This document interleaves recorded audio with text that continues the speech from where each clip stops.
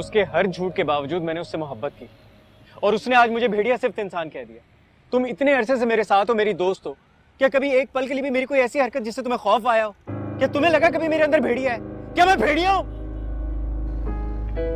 इब्राहिम, मैंने तुम्हें कितनी दफा ये समझाने की कोशिश की, उसकी हकीकत, उसकी सच्चाई बताने की कोशिश की, लेकिन तुम उसकी मोहब्बत में इतने आगे बढ़ चुके थे कि तुम्हें मेरी बात भी यकीन किया, तुम तो सुनना भी पसंद नहीं करते थे। और तुम जानते नहीं हो कि वो मेरे पापा को दोनों हाथों से लूट रही थी। वो इतनी घटिया और चालाक लड़की है, मैंने कभी सोचा भी नहीं था। और मैं मानती हूँ कि इसमें मेरे पापा की भी गलती है, लेकिन वो मर्द है इब्राहिम। दुनिया मर्दों को कुछ नहीं कहती। एटलीस्ट कुत्सिया को तो सोचना चाहिए था। उसने तो ना उम्र का लिहाज किया और ना ही हमारी दोस्ती का।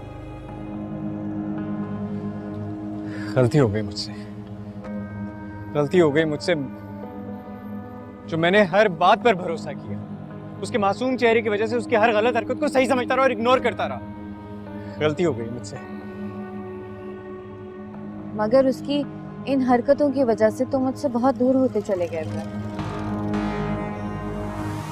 तुम जिसका वक्त मेरे बिना गुजरता ही नहीं, जिसकी रातें मेरी फोन कॉल पे खत्म होती थी और सुबह मेरी फोन कॉल से शुरू होती थी। कुत्सिया के आने के बाद मुझसे दूर होना शुरू हो गया। तुम मेरी तरफ देखते तक नहीं थे। तुमने मेरी कॉल्स, मेरे मैसेजेस का जवाब तक देना छोड़ दिया। तुम ठीक कह रहे हो। शायद यही मेरी सबसे बड़ी गलती है कि उस कुत्सिया की मोहब्बत में मैंने तुम जैसी लॉयल और सिंसियर दोस्त से दूरी करी। मेरे इतने रूड बिहेवियर के बावजूद तुमने हमेशा हर हाल में मेरी मदद की, मेरी अनुषा की मदद की, उसके लिए इतना कुछ किया। मैं दिल से तुम्हारा शुक्रगुजार। I am really thankful to you. It's okay.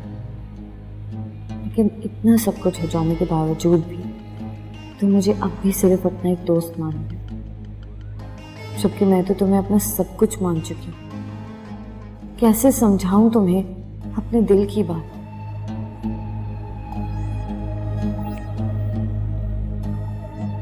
चलें? चल।